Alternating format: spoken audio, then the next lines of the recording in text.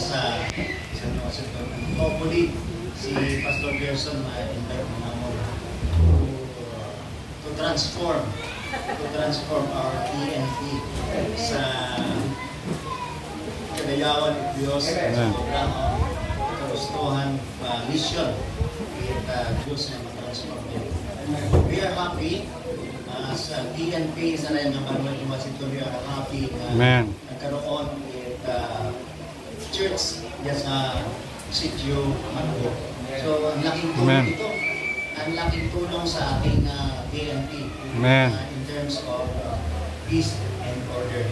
Dahil naayon sa messages kanina, yung mga kabataan dito ay unti-unting ma-transform.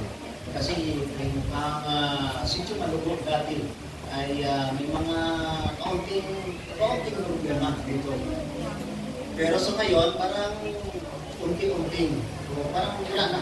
Wala ng problema. Kasi yung area na to, lalo-lalo dyan sa may cemetery, marami kami hinahabol dyan, yung mga minors. Pero ngayon wala na. Wala na. Amen.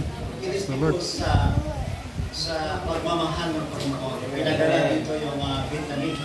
Pinadala dito yung alagad ng Panginoon. Amen. In order to transform yung mga kabataan natin.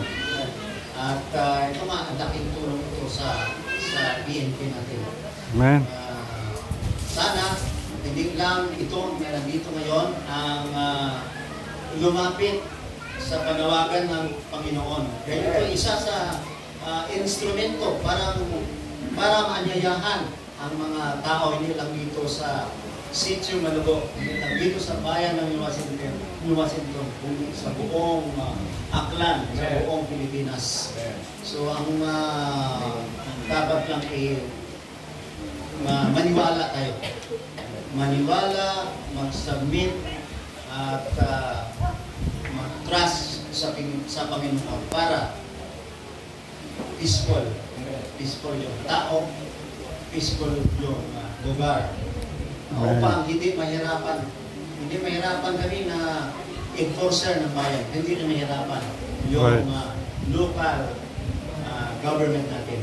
So, thank you sa church, thank you sa inyo, dahil kayo yung instrumento para maabot yung iba pa.